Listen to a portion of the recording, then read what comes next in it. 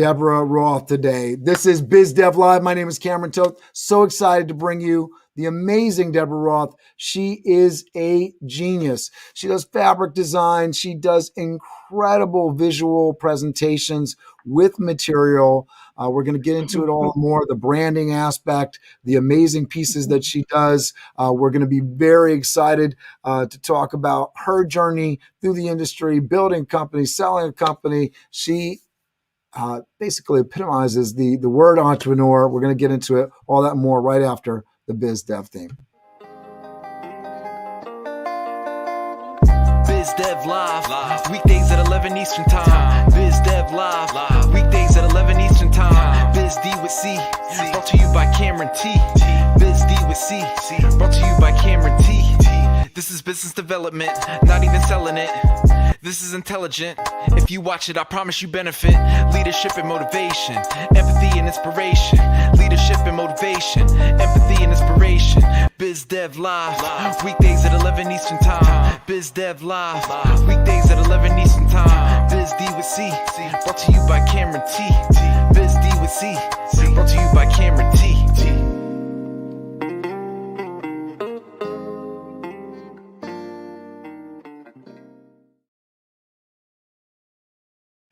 Hey, so I'm going to introduce Debra Roth to you all right now. I'm going to throw her large on the screen. One look at Debra Roth, and it's easy to tell her favorite color is pink. From her pink hair to any possible number of color matching fashionable accessories, Debra does not go anywhere unnoticed. And that's exactly how she prefers it. As part of the New York art scene for over 40 years, Debra first expressed her love for the color, established Pink Ink, a performance art and decor company in the late 70s. She literally learned about stretch fabric from the inside out, performing within the brightly colored, highly imaginative stretch fabric stage set elements that she also designed and sewed. Maybe that's why she loves to create full-on immersive environments so much. And she works hard to keep a high-profile lifestyle and makes wherever she is the world her studio. Her activities extend from her being the chief creative and co-founder of the Originators, a design and manufacturing fabric structure company, and La Masque, a cloth face covering fashioned for today, to being a yoga master in training, an avid Toastmasters, an active board member for the Burlesque Hall of Fame, and an enthusiastic city biker all year round. She's also an indefatigable swing dancer who finds pop-up dances all over her town at a moment's notice. You can find out more about Deb at www.originatorsdesign.com, Instagram and social, Pink Deb and Originators Design. Thank you and welcome to the show, Miss Debra Roth. Thank you so much, Cameron. Oh, my pleasure, my pleasure. So we've known each other for a long time. I always probably make Deb go crazy because every time we're like in the same room, I talk about the name tag. When I met her, she came in with her own customized. Everybody's got their little tags. I brought mine out. And she made her own. And really, really just, I mean, in terms of personal branding, you just don't get much better than that. I think one, it shows your creativity, but it also shows your chutzpah, right? You got pizzazz with the things that you do. Love it. So talk to us a little bit about what you're doing right now with Originators Design. Is it backwards? No, you're good. You're good. Okay, good. Well, what's funny now is it's a very funny time, obviously. And I come from a visual arts background. I'm a creative person and an artist. Oh, my friend Ed Manner's there. Hello. Hi, Ed. And oh, wow. And my brother, Zev, he's actually in Israel. He's around the globe. I gotta love that. That's kind of fun, right? When did I start yoga? I started yoga a long time ago, but I've been doing a lot of yoga in the last 3 or 4 or 5 years. So I'm going, for this pandemic experience, I mean, really, it's been such a different time, especially, I mean, for everyone, right? For all of us. I was doing a lot of work in the with our large scale sculptures in the event space. So everything I was doing, right? Everything I was doing in my life, I loved the computers and social media, but I had really gone to believe that everything live was the way to go. So I was going to yoga classes where we did a lot of touch and interaction, practice together, all our breath in the, I was swing dancing a tremendous amount. I'm in New York City. I was going out and, being this close to somebody's, a stranger you didn't know, you just dancing away and having a great time. And of course, my livelihood was all through events and these large gatherings of people. So it's such an interesting time to be alive, to watch such an abrupt change in our everyone's system.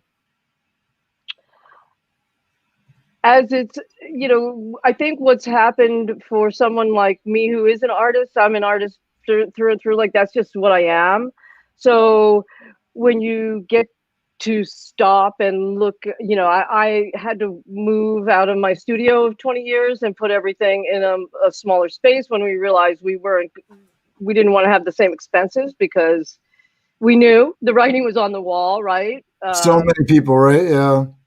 Yeah. So we really, we did a purge, right? A lot of people purge where you go through, you're going through stuff. I remember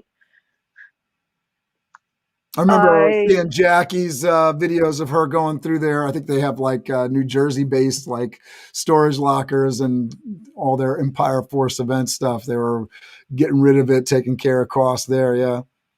Yeah, I had a studio. It started as storage back in the day when I had a real manufacturing place in Manhattan, and we needed extra space. And we found this artist warehouse kind of building in New Jersey, in Union City, New Jersey. And I kept space there for 20 plus years. And it became, when I sold my business in 2010, it became my primary studio because I didn't have another one. And in last June, we moved everything to a much smaller space, and you go through stuff. Especially then, we were in the height of the craziness of the pandemic. We didn't know what, if we could be with people and the whole thing. So we moved rather quickly, but you go through your stuff quickly, and I deleted a lot of stuff that made me. It makes you sad, but at the same time, you're freeing your mind. You're freeing yourself. Like it's this ability. Right, you're going to talk get about smaller, that today, right? Getting rid of the clutter, right? Yeah. Not even get rid of the clutter. The clutter was really about when we talked about three things that are takeaways in business, because the thing that's unique about someone like me is I'm an artist and a creative, but I also was able to, I call myself an artist in industry. Like I've been able to walk that line. I'm actually not in the art world right now, and I would like to be. That's this thing of stepping back and looking at your work and going, I've done this incredible work, and some of it we threw out. Some of it was videotapes that I didn't look at it 20 years. So who's going to look at this? And notebooks and things, costumes and decor elements that we. Well, why don't we go back and start from the beginning so people can get a sense for your story, right? So I think this goes back to the theater and your passion for performing and then designing. So kind of start from there and kind of work our way to the future here.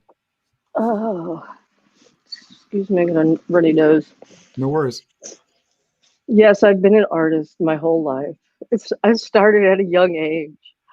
I was a crafter, really. I started doing craft stuff like you do in camp when you're little. But my parents were always very supportive of whatever my interests were, and they allowed me to learn and help me grow with different things. So I initially, I was a ceramist, and I learned metalworking, and we were in a great school district. We had a radio station, and I got my engineer's license in high school and ran a radio show. There's a lot of different things, and I ended up in college, in art school, in museum school in Boston, where I, continued to work, but the crafting, got more into large scale sculpture. I started to weld and do larger work, and then it sort of fell into this performance element and the fabric. And really, at the time, the idea of combining materials was unique in the art world. So it was like, oh, they're combining materials. Oh, you know, fabric and metal. Like I'd make a metal sculpture and paint it, and then sew on a stuffed fabric part or a stretched fabric part. It was like, oh. But times they changed, and we started to perform within our costumes, creating environments for the pieces to live. It was a very interesting time in Boston. And being a New Yorker, I always wanted to live in New York. I mean, I grew up on Long Island, so I always was like the Emerald City. I'm living there. And as much as I like Boston, Boston's a great college town. I always wanted to be in New York. So I came to New York in the mid 80s, and I've been here ever since. And talk to us about why you made that change. Why did you move from Boston? It's funny because my father met my mother in Boston, moved down to California, or moved down to New York City. My mother moved out west, and that's my upbringing. But they also came from the theater world, so it's interesting. Why did you move from Boston to NYC? Well, New York, like I said, I grew up on Long Island. So I'm Okay. a Long Island girl. Like, so we would come into the city. I mean, it was like the Emerald City when you came over the Queens, that Long Island Expressway spot, actually where the World's Fair was, the World's Fairgrounds, and you see the city for the first time. It's like, and then going up when you get closer up to the Midtown Tunnel, and you see that thing. That was like I'm living there. Like I just always knew that's where I was going. I didn't exactly know. When, but I knew that was going to happen. And, and actually I lived in one apartment here for 30 years. And when I moved 4 years ago. And it was like, where are you going to go?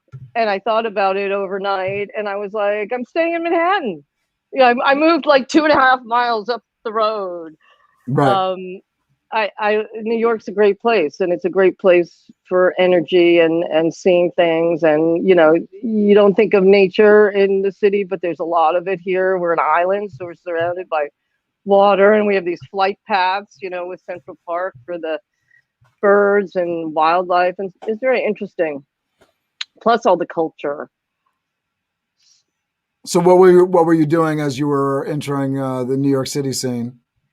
So when I came, let me see. So when I came to New York, I was still doing a lot of performance work, but we were building performances, like I say, within these environments. So we were always creating these sculptural, for lack of a better word, stage sets, right? Then performance elements would come into them. But we also started to do a lot of walkabout, international touring.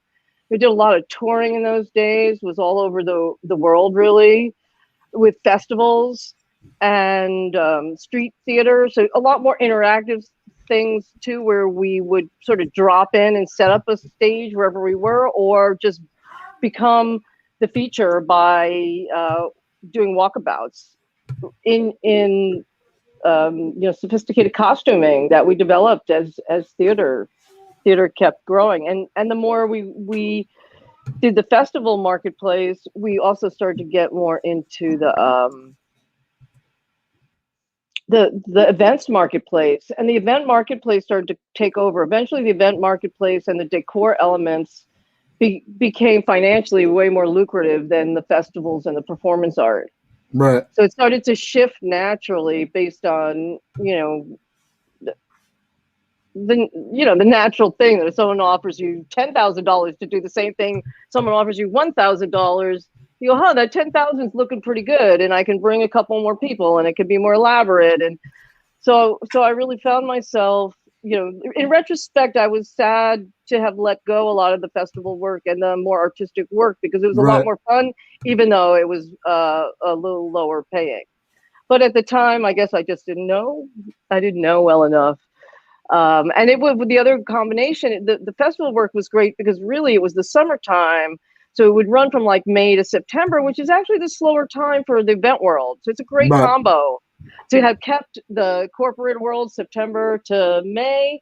And then you go into this festival world, travel all around and meet people and bring great joy right there on the streets. it's really a different thing when you connect with audiences that are being surprised rather than, I'm going to this corporate event and blah, blah, blah. Yeah, and I'm showing some of the work from that you have on the Originators design right. website, This just is on the to lay website. a little bit of context to some of the pieces that you've designed over the years. Like something like this is the kind of thing we began designing a long time ago that went to festivals, and this particular work was just from a couple of years ago. I brought it out to a festival in Colorado that is called the Unicorn Festival. And we really developed, with my old company, we really developed this sort of stretch fabric, how it gets used. We're really the originators of it, which is how we ended up, after selling Pink Ink in 2010. I started another business with one business partner, Mark Posnock, and together we're the originators. Yeah, And what we really learned. So through all those years, through the 90s and the aughts and up to 2010, I had basically a studio factory in Manhattan. I mean, when we started down on Grand Street, and we did have a small theater, and that was a lot of fun. And I was there until 98. And that's probably where a lot of the, festival work originated from. And we were doing a lot of performances and bringing in audiences. We had a rehearsal space there, and actually it was very interesting. And this one's from 2014. It's one of the first immersive environments that we did for a brand. It was up in the meatpacking district. It was for Glade. It was a series of smells come to life. So our task for this was to make someone feel like they were going inside of a conch shell. And the smell was like a coconut, Hawaiian breeze, pineapple kind of thing. It was really a great project to work on. It was their Museum of Senses. It was really a first in these whole series of museums that took off for these corporate brands. Yeah, Ed Manor says such great work brings joy. I agree. Amazing stuff. It's the camera loves it, right? I mean, it's just fun, eye candy, just really, really fun eye candy. Yeah, it's fun to work on, and it is fun to bring it to unusual places, like something like the street, but also to bring it. This is a hotel ballroom. That was the Borgata in Atlantic City for Empire Force events, for a corporate event. It was a ceiling treatment, and some of those kind of things are fun because they're units, so you get to install them in different ways. Very cool. And this was just a small commission for it was a Sony immersive environment down in Little Italy a couple of years ago also. And it was just like a tent, but on the wall kind of thing. You had to kind of duck under a little private sound booth. It's fun. Very cool. That was a big one. So with the events not happening as large scale as they once were, at least for now, this is from a movie. This is actually from, Pitch Perfect. Is that what it's called? Yeah. Am I right? Yeah. There's sort of a series of funny movies. And we built this giant stage set, the white, the red, the blue, they're all white fabrics, but they're lit. But what I was going to say is that the film and TV industry is a very interesting industry to work in. And we've done some fun stuff there. Recently did like a tunnel that behaves as a colon for High Maintenance, the HBO Oh, that's show. so fun. Yeah, it was really fun. It was fun to work on. And I see they're still, doing work. This was a giant ice show,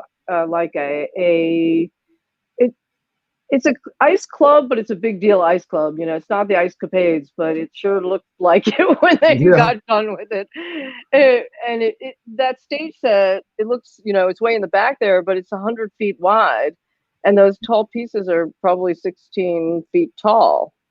So it was a lot of in the past, we did a lot of rentals. So we would develop products that people could use in their events or other design applications. So Oh, it's very cool, and that's one of the nice things because when you got to because that's the challenge with the large space is how do you do something that actually fills the space and makes it makes it pretty, makes it actually something that people want to be inside of and not spend ungodly amounts on individual pieces. You want to come in and be able to fill the space and make it look like something. And I imagine that this sort of fits the bill, right? yeah, yeah. I mean, the other thing that it's great with lighting. So much of what we do is in white, so that whether you're putting a light inside or whether you're projecting light from the outside, it really the stretch fabric really picks up the light nice. This is cool. And What is this? this is actually at Burning Man. It was in a camp. We got a phone call. It was somebody that I think we did another part of the project with them. We did another thing with them that we built a small tunnel that was also going to Burning Man. I think it was a black tunnel to connect two parts of their camp. And then we got a call from them saying the people that they were working with to build some fabric structures for them didn't come through. And did we have anything? And we went through what they needed, and we actually sold them some things that we had on hand. So these were our proprietary products, but then they now own some of these pieces. And the tall one in the center there is actually covering a pole. Right. So it's a nice way to you disguise something that's there anyway. It becomes the structure for the thing, and Yeah, it makes the structural pieces a lot more pretty.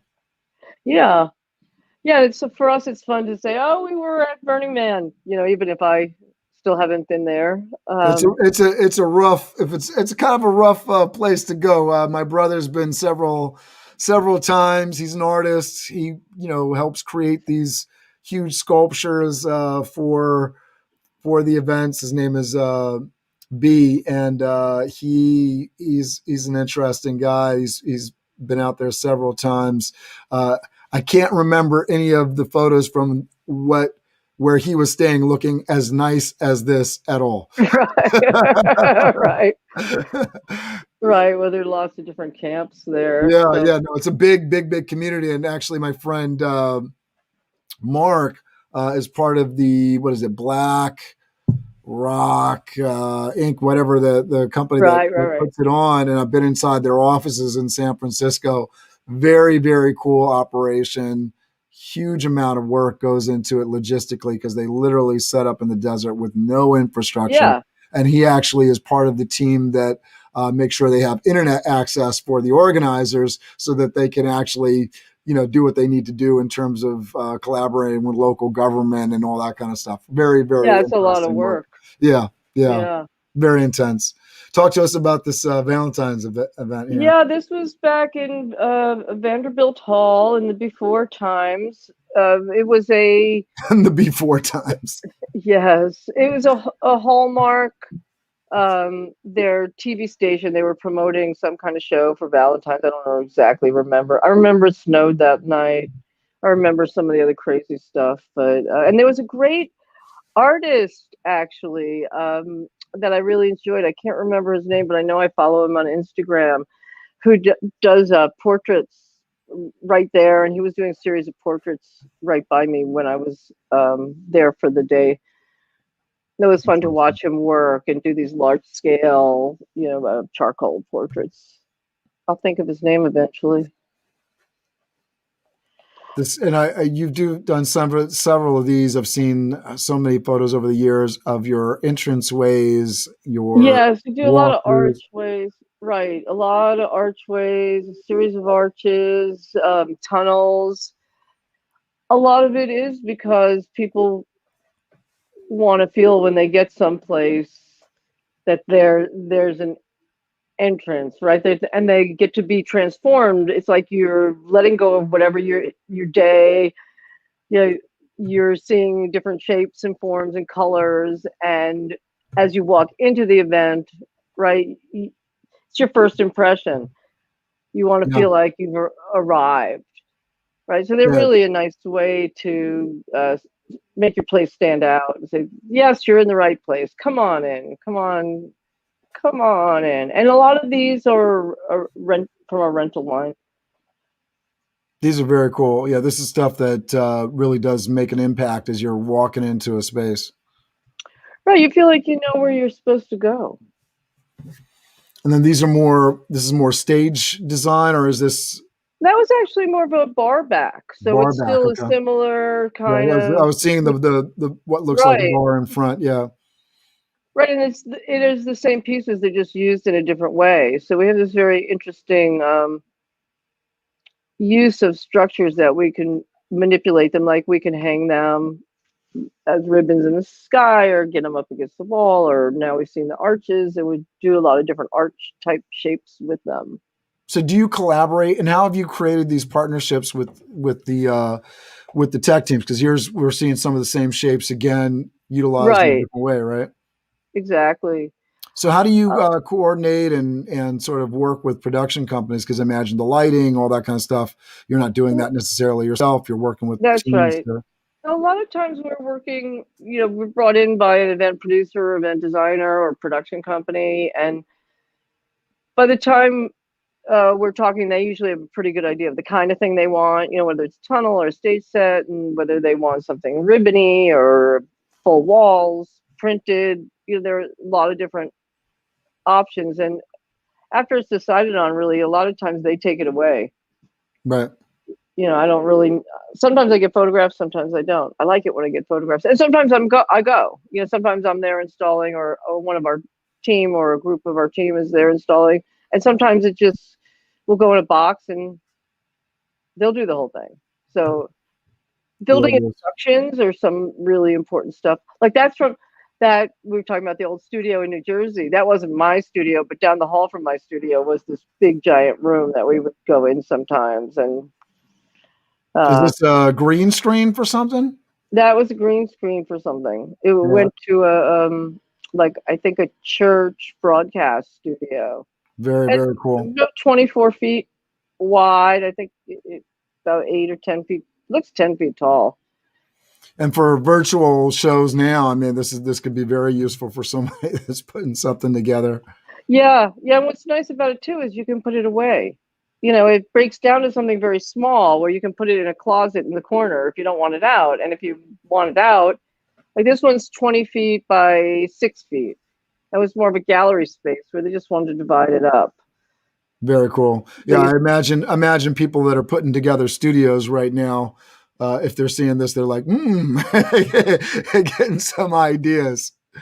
Talk about this. This is really amazing. Like, talk about eye catching and really being a great centerpiece for an event. Wow. yeah, there's a few pictures of this right in a row too. I don't know if they're because there's some great pictures of this. Yeah. This is one of the works, like when I put it away in a box and I said this is going to go to a corporate office and then sit there until it goes into the trash.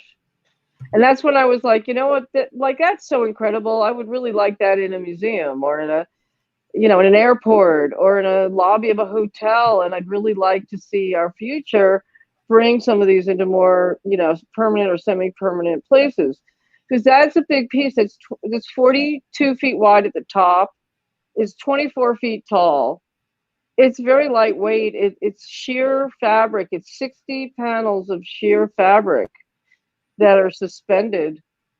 What's the care on something like this? Because over time, let's say you set it up in the like an airport. I mean, I imagine it would need to get taken down and washed from time to time. From time to time, I mean, what would happen with these kinds of things is they get dusty. Yeah, So sometimes if fans are placed well, the dust won't necessarily uh, and that could be gather cool because there. then that creates movement, right? And then, right, something like this can create, right, there could be movement. There could be, in this particular case, we didn't have a lot of extra budget for lighting, but it could be a great Yeah. lighting situation. There's really a lot with something like this. Oh wow, the flowers and the fabric Yeah. combined here. Yeah, this is such a nice one. This is one of those ones that we sent out to the client, and they used it for their trade show, and they did the lighting, they did added the flowers, and yeah, it's quite lovely, right? To get it back, Very like this is cool. what they did, and Very yeah, cool. this Well, is this is another fun. interesting. Yeah, we had a group of people approach us, and they wanted to build a space ship. What they do, what were they called? Maker space. Uh-huh. Yep. They're like a place for high school students to go in, and junior high school kids to make stuff, well, electronic boards and different things. So this was like a one of these games. It wasn't Very, very exactly an cool. escape game, but kind of. And Wow. we use our same tunnel though. So this is the outside of the tunnel, and the one before, when in the spaceship, that's the Yep. inside of the tunnel. So it's Wow. the same. It's actually the same structure and the Just lit, same is it lit proportion. differently, I imagine? Yeah. Lit differently. And this one here you're showing now is a lot longer. So we Yeah. make them in pieces of 10 and 20 feet long and with zippers, so they seamlessly zip together. Oh, So very this cool. one was 140 feet long. It was Wow. for a when the Super Bowl was here, they did something at Chelsea Piers that was a press event that they didn't want people to walk through. You see the outside of it. It's like it's a garage. Yeah, yeah. So there was 140 feet that they walked through, and then into this great space. It was very transformational, and they transformed the Chelsea Piers into an incredible event environment. I was pleasantly surprised and impressed. This Very, is very also an cool. interesting one. Go back one, because this one Yeah. also you can't you know, you kind of know from looking at it, but it heads down the escalator. Yeah, yeah. I see that they're getting on the escalator. It looks like it continues down and covers that That's as right. well. It continued down the escalator. It was the beginning of Alice in Wonderland event, so it was going down the rabbit hole. It Very was cool. really, again, quite impressive, and the situation allowed, like, there was the elevators happened to have escalator happened to have two, one on each side. They could shut them, so we were able to use highlight just the center, and the other two were stationary, and we could install it, and they were able to, Very, very cool. again, all in the before times. Well, we'll be getting back there too, and people are getting vaccinated. It's pretty cool. We got just a couple more here. This is kind of that tunnel again with some lit up, some That's right. Like, gobo lights, and very, very cool stuff. yeah, but Very what's nice cool. about this is they had a nice work with some mapping and some moving in video images, but they also use moving heads, light heads, and LEDs. So the combination of all the things that, like you said, the gobos, the lighting, and the sound, it was they used it over quite a few days actually. Very, very, So very cool. So yeah, I want to get into some of our takeaways for folks. You've done just incredible work, and I want to kind of go through the photos to show the the the size and scale of some of the projects that you've worked on. Just really, really incredible stuff. So, what have been some of the secrets to your success? Now, I know in terms of takeaways, do what you love. Obviously, you love this stuff. Talk to us a little bit about how you've sort of gotten comfortable with that. I know you've gone back and forth, and I know there's a little bit of confusion on your part in terms of what do I want to do? Art, corporate, what do I have fun? What do I make money on? But there's no question about it that you love doing this material and love being creative. So talk to us a little bit about that. yeah. I think you have to do. Oh, hi, Mark. How are you? It's kind of fun to see people out there, right? Um, I think to follow your heart. You got to do what you like to do, and if something's tugging on you, you should check it out. I wouldn't have predicted some of the stuff at all. Like, even with fabric, I like the fabric, but I say to people, it picked me as much as I picked it. I was working with a lot of different materials, but it just kind of presented itself and kept growing, and it took me in this whole direction and traveled me around the world. Yeah. So, I think some of it's that old thing that trust yourself and your intuition, but don't let this is a really great takeaway. Don't let that confuse you that you don't do your research. You do your research. You got to do your research Right. and then learn from your research, but also trust your gut. So like you become informed so that when your gut speaks, you have, you know what you're listening to, you understand. I realized from working in the corporate environment, they thought I was just all about the intuition because I'm an artist. And I think that that's one of the real tricks is still being able to hear your intuition, still you working with your intuition, but you educate and learn from the data, trust the data. That's why I got vaccinated, and you should too. But you know, and I say that really, I've been doing a lot of work with. I've been thinking a lot about performing again, partly because there's so much more outlets than when I was much younger, but also because it's direct and it's fun and we're here. But I've been doing a lot of work and research on the 1920s and on flappers. And I've been kind of playing with this idea of a flapper character. But the time, they also had the flu and it was so intense, but they didn't know what it was. I mean, they had no idea. And the science today we're so much more advanced in so many ways. So it's very interesting. It's very interesting to look at. And I like to also look at the 1920s on, well, the Roaring Twenties, and are our 20s going to roar? Yeah, and then when and how and what does that mean? And looking at, I think that's the inquisitiveness of an artist. I don't exactly know where it's going to take me, but I'm finding it fascinating. I'm playing with a lot of the ideas, and I'm looking, from the history into the future, and excited about. I never was really a history student. They were excited about history, but in context of my my research, it's exciting. Mark says he's not getting the ouchie Fauci yet. We encourage you to do so, Mark. Go and do your part, right? You know what? There's a freedom to it, I find. And I'm really excited about having that freedom. And I'm a believer of the science. I'm 3 days away. I mean, I think people are right to question. I mean, there's been lots of things in history to question things is important, but I think there's enough research, enough smart people working on it. I was talking to a pregnant mother the other day, and if I was pregnant with twins, would I want to go get something put into my body that might mess with the babies? And I don't know exactly. And there hasn't been a lot of research on it. No, Right, for me, that's a no.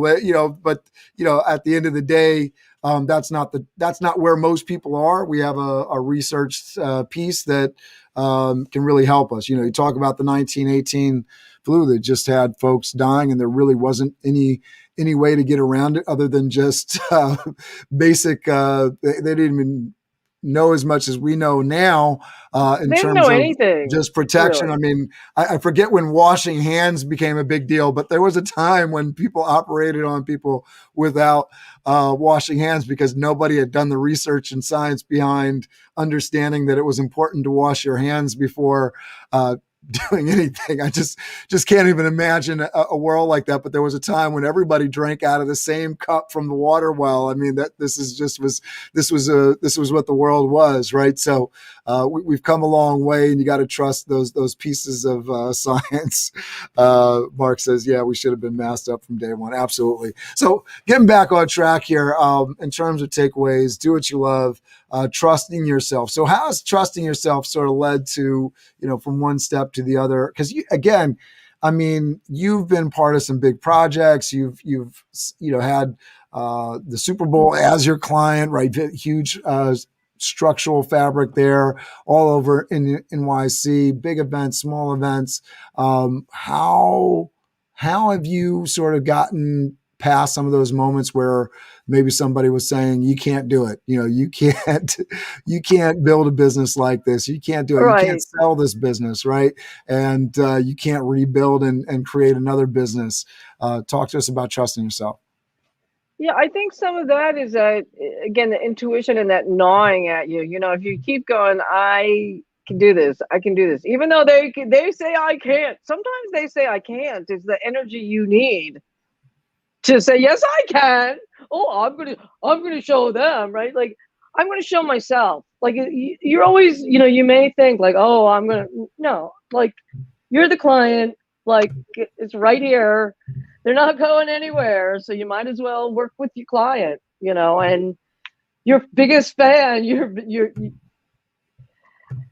And a lot of it is to just keep going and stay out there. Like I said, I didn't really know a lot of times where I was going, but I just said, okay, let's try this. Let's try this different thing. Don't be afraid to try, because every try you get a little further. You may not get it, you know, anything. And this business, oh, it's hard. Like everything's a little hard.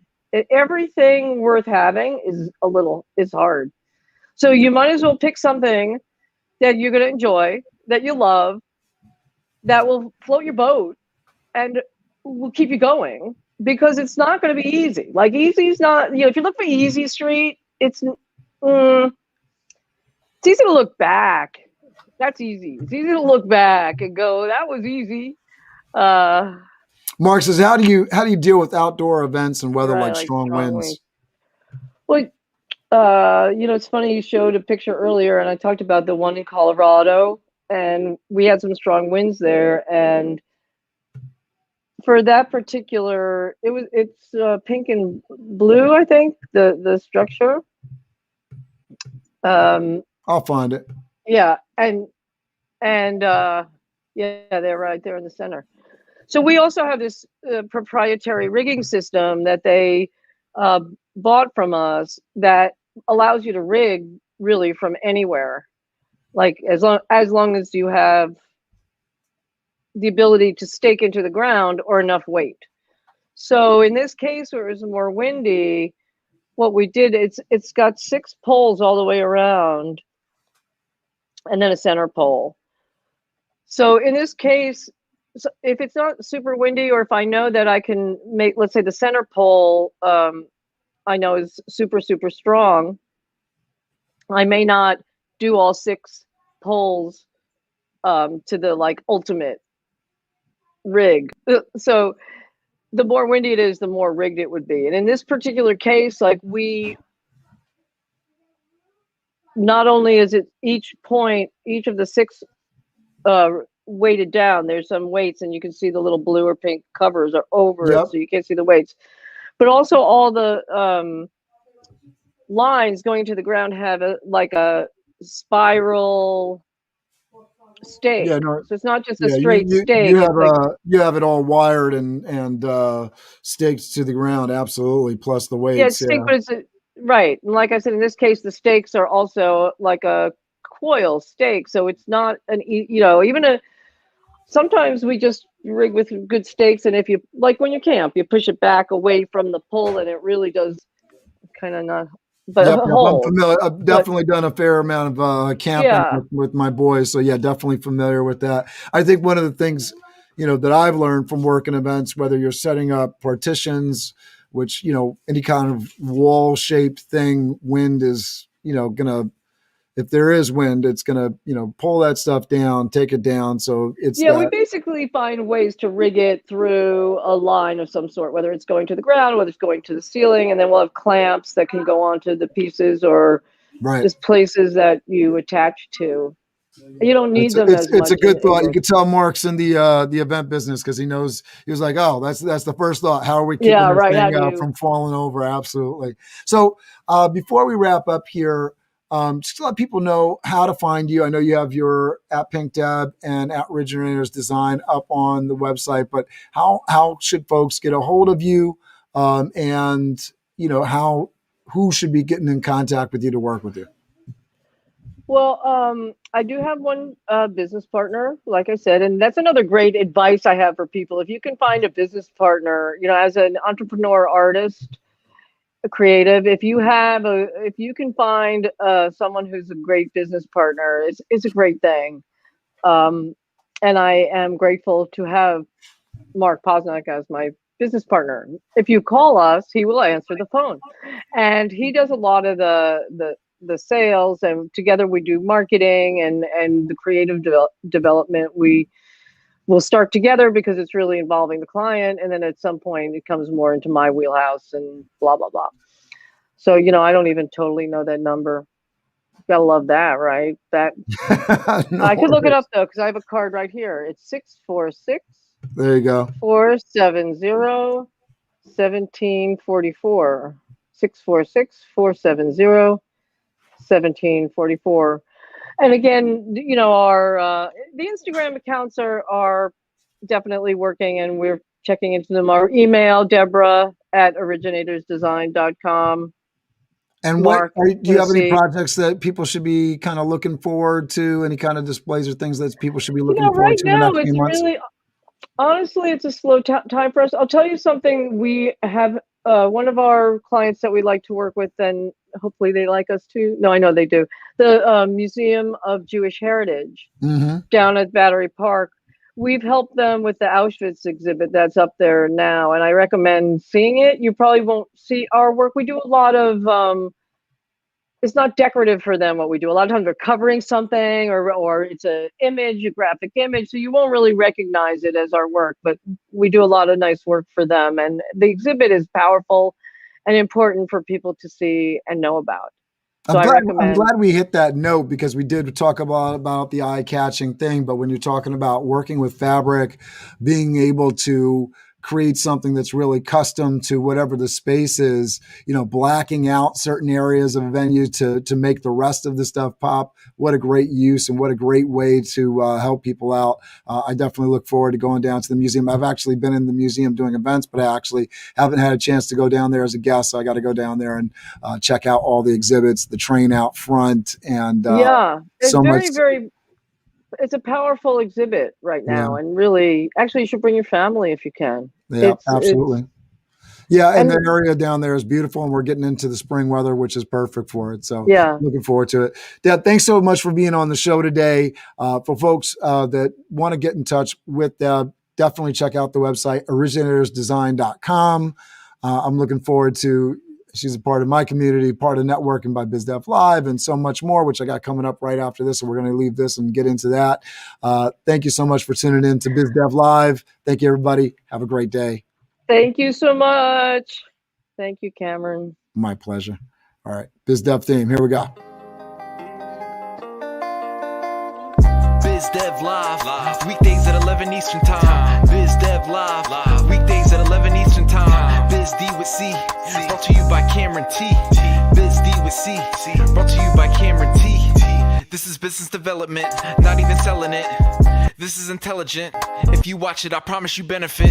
Leadership and motivation, empathy and inspiration. Leadership and motivation, empathy and inspiration. BizDev Live, weekdays at 11 Eastern Time. BizDev Live, weekdays at 11 Eastern Time. Biz D with C, brought to you by Cameron T. Biz D with C.